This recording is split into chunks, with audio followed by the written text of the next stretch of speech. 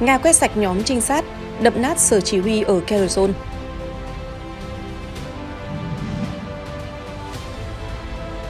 Nga khai hỏa tên lửa phòng không, bắn hạ loạt UAV Ukraine ở Biển Đen. UAV cảm từ Nga tập kích, đánh nổ tên lửa nhanh nhất thế giới của Ukraine.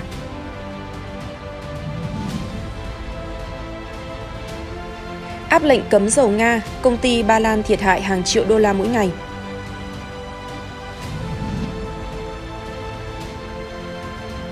Tỷ lệ ủng hộ ông Biden tiếp tục giảm. Xin kính chào quý vị đang theo dõi chương trình Thời sự quốc tế tối được phát sóng hàng ngày trên kênh YouTube Thế giới nghiêng. Chúc quý vị buổi tối an lành.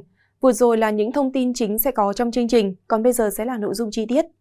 Thưa quý vị, mới đây Bộ Quốc phòng Nga cho biết quân đội nước này tiếp tục tấn công vào nhiều cứ điểm của Ukraine, gây thiệt hại nặng nề cho đối phương.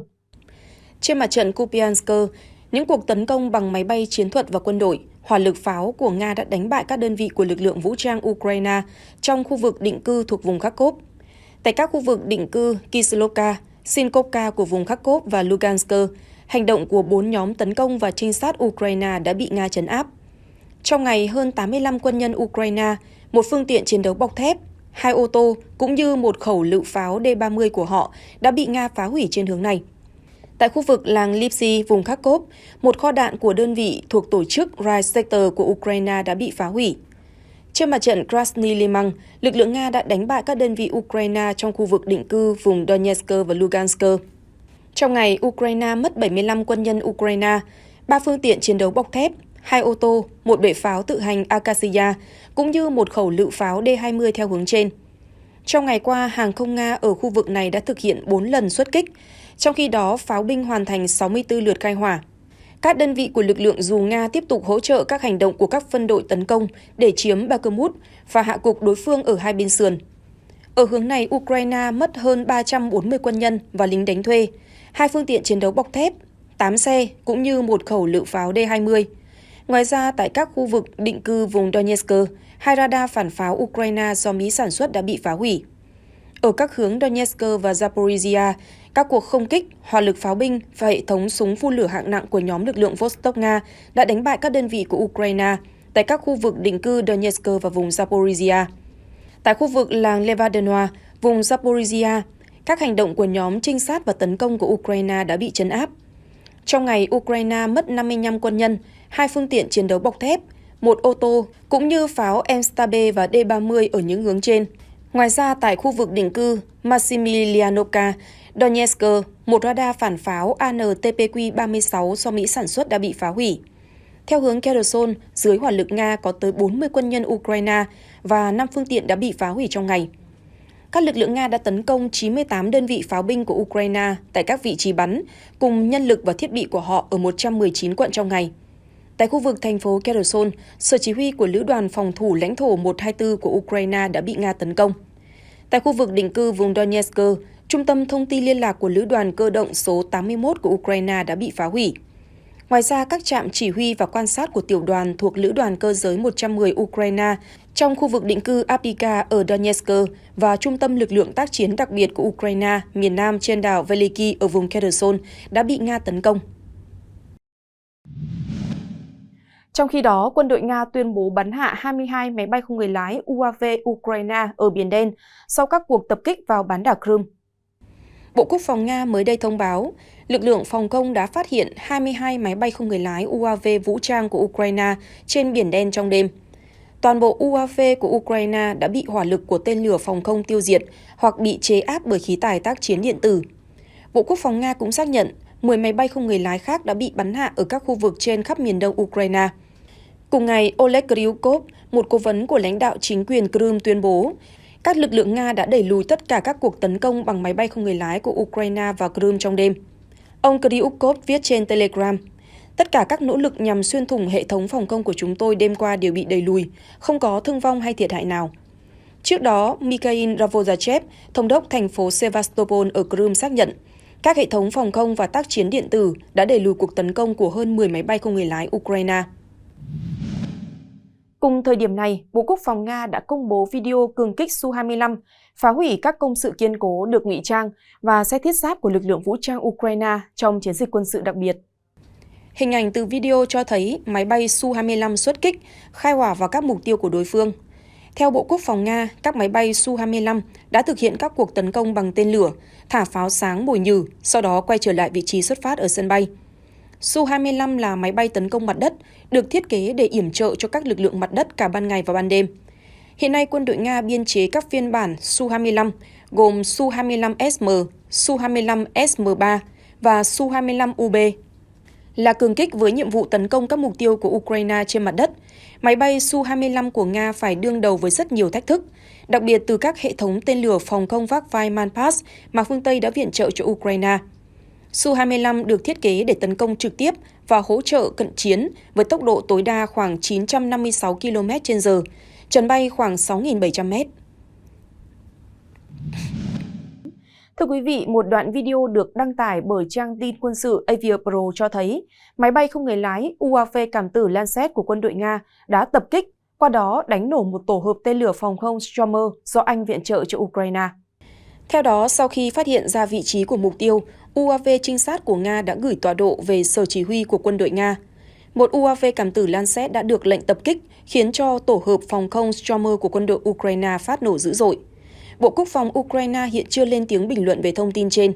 Stormer HVM được chế tạo và đưa vào sử dụng trong biên chế quân đội Anh từ những năm 1997 và khoảng hơn 220 hệ thống phòng không tầm ngắn này đã được sản xuất. Được đặt trên khung gầm của xe chiến đấu bộ binh Scorpion hoặc Spartan, Stormer HVM có chiều dài khoảng 5,27 m, rộng 2,76 m và cao gần 2,5 m. Với trọng lượng 12,7 tấn, tổ hợp này vẫn có thể di chuyển được với tốc độ lên tới 80 km/h trong phạm vi hơn 650 km, nhờ được trang bị các động cơ diesel Perkins công suất 250 mã lực. Trong đêm ngày 7, rạng sáng ngày 8 tháng 5, nhà chức trách Ukraine lên tiếng cáo buộc quân đội Nga đã tiến hành một vụ tập kích đường không quy mô lớn nhằm vào thủ đô Kiev, thành phố cảng chiến lược Odessa, cùng một số khu vực khác của nước này. Theo đó, các máy bay không người lái UAV cảm tử cùng tên lửa hành trình phóng đi từ Biển Đen đã được huy động để tập kích các thành phố lớn của Ukraine trong đêm qua. Còi báo động cùng nhiều tiếng nổ lớn đã được ghi nhận tại các thành phố Kiev, Odessa, Kherson, Kharkov và Mykolaiv của nước này trong đêm qua. Quân đội Ukraine xác nhận tại thủ đô Kiev, 35 UAV cảm tử Shahed do Iran chế tạo đã được Nga sử dụng. Tuy nhiên, toàn bộ số UAV này đã bị lực lượng phòng không Ukraine bắn hạ. Ngoài ra, Ukraine cáo buộc Nga cũng phóng thêm 16 tên lửa vào các mục tiêu của nước này trong đêm qua. Bộ Tổng tham mưu các lực lượng vũ trang Ukraine xác nhận, đồng thời tiết lộ 52 vụ tấn công bằng pháo phản lực phóng loạt cũng diễn ra trong đêm ngày 7, rạng sáng 8 tháng 5. Nga cũng tiến hành 16 vụ tập kích tên lửa trong đêm qua nhằm vào các thành phố Kharkov, Kherson, Mykolaiv cùng Odessa. Nhà chức trách Ukraine thừa nhận vụ tập kích trong đêm qua của Ukraine đã để lại hậu quả về người và tài sản đối với nhiều khu vực tại nước này. Thông cáo của quân đội Ukraine viết, thật không may đã có dân thường thiệt mạng và bị thương trong các cuộc tập kích ngày hôm qua. Nhiều tòa nhà cao tầng, nhà dân cùng công trình dân sự khác cũng bị hư hỏng. Thị trưởng Kiev Vitaly Klitschko cho biết, các vụ nổ lớn do mảnh vỡ của UAV bị bắn hạ đã xảy ra tại quận Solomiansky và Svatosin ở thành phố này. Ít nhất 5 người dân tại Kiev đã bị thương. Nhiều ngôi nhà cao tầng cùng phương tiện giao thông tại Kiev cũng bị hư hỏng. Tại Ukraine đang xuất hiện nhiều tiếng nói nghi ngờ những lời mà lãnh đạo Wagner Yevgeny Prigozhin đưa ra về việc thiếu đạn mà lực lượng này gặp phải trên chiến trường Bakhmut. Theo ý kiến cố vấn của Chánh Văn phòng Tổng thống Ukraine, ông Mikhailo Podolyak, ông Prigozhin chỉ đơn giản là đang cố gắng đánh lừa lực lượng vũ trang Ukraine và dàn dựng một màn trình diễn. Người phát ngôn của Tổng thống Zelensky nói rằng tình báo Ukraine đã biết về những gì đang xảy ra ở Bakhmut. Ông Mikhail Podolyak cho biết, tình báo Ukraine biết điều gì đang xảy ra với công tác hậu cần của nhóm tác chiến Donetsk thuộc lực lượng vũ trang Nga. Họ không gặp phải tình trạng thiếu đạn pháo. Vị quan chức Ukraine nói thêm rằng không có sự di chuyển quân và thay đổi đáng kể nào bên trong Bakhmut. Ngoài ra, ông Mikhail Podolyak bày tỏ nghi ngờ về việc Wagner PMC sẽ rời khỏi vị trí của họ ở Bakhmut một cách dễ dàng vào ngày 10 tháng 5 như tuyên bố của ông Prigozhin. Cố vấn của người đứng đầu văn phòng Tổng thống Ukraine nhấn mạnh một lần nữa, sẽ không ai đi đâu vào ngày 10 tháng 5, bất chấp những lời nói đã được đưa ra. Nhiều chuyên gia quân sự Nga cũng đang lặng lẽ nói về thực tế rằng những tuyên bố của Yevgeny Prigozhin về tình trạng thiếu đạn dược mà các đơn vị Wagner PMC ở Bakhmut phải đối mặt là một phần của trò chơi lớn nhằm dụ lực lượng vũ trang Ukraine vào bẫy. Không có gì bí mật khi quân đội Ukraine đang tập trung lực lượng và tìm cách đẩy lùi binh sĩ Nga khỏi Bakhmut nhằm giành lại các vị trí đã mất trước đó. Trọng tâm cuộc phản công của Kiev nhiều khả năng sẽ là khu vực này. Các đơn vị Nga đã tấn công thành phố Bakhmut trong 9 tháng và phải đánh đổi bằng rất nhiều thương vong. Khó có khả năng họ đột nhiên ra quyết định rời đi một cách đơn giản khi đã kiểm soát phần lớn diện tích khu vực này. Cũng trong bối cảnh đó, theo tình báo Ukraine, Nga không còn khả năng để thực hiện một cuộc tấn công quy mô lớn nữa ở bất cứ đâu trên lãnh thổ Ukraine. Trả lời phỏng vấn Yahoo News hồi cuối tháng 4, Thiếu tướng Kirill Budanov, giám đốc cơ quan tình báo quốc phòng Ukraine cho biết, Nga hiện giờ không còn tiềm lực quân sự, kinh tế hay chính trị để tiến hành một chiến dịch tấn công quy mô lớn mới ở bất cứ nơi đâu trên lãnh thổ Ukraine. Theo ông Budanov, Nga đang tích trữ tên lửa để phòng thủ, nhưng kho dự trữ tên lửa của Moscow đang cạn kiệt dần. Họ đang tìm cách tích trữ một số lượng nhất định để đối phó cuộc phản công của chúng ta. Nhưng sự thật là kho dự trữ này gần như bằng không, quan chức tình báo Ukraine nói. Ukraine được cho là đang lên dây cót cho chiến dịch phản công quy mô lớn nhằm giành lại lãnh thổ bị Nga kiểm soát. Đến nay, Kiev vẫn khá kín tiếng về chiến lược phản công. Bộ trưởng Quốc phòng Ukraine Oleksiy Reznikov cuối tháng trước khẳng định, hoạt động chuẩn bị cho phản công đã hoàn tất và quân đội chỉ còn chờ mệnh lệnh.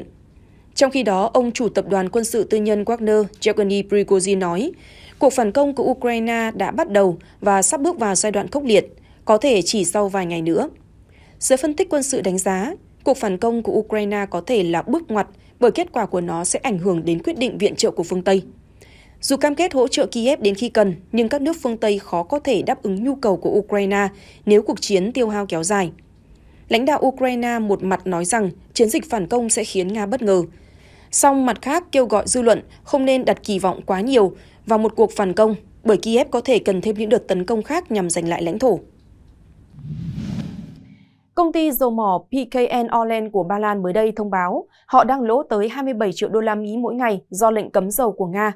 Theo tờ Financial Times, ông Daniel Obatek, giám đốc điều hành của công ty dầu mỏ nhà nước Ba Lan PKN Orlen cho biết, khoản lỗ này xuất phát từ sự chênh lệch giá giữa dầu giá rẻ của Nga và các nguồn cung đắt tiền hơn. Hồi tháng 3 năm ngoái, Ba Lan đã cam kết sẽ ngừng nhập khẩu dầu của Nga vào cuối năm 2022. Ông Obatek nói rằng, đối với PKN Orlen, điều này có nghĩa là dầu họ mua hiện có giá cao hơn 30 đô la một thùng so với trước đây. Song dù lệnh cấm của Warsaw đối với dầu thô của Nga làm tổn hại đến kinh tế của nước này, PKN Orlen vẫn muốn áp dụng các biện pháp trừng phạt cứng rắn hơn nữa đối với Moscow.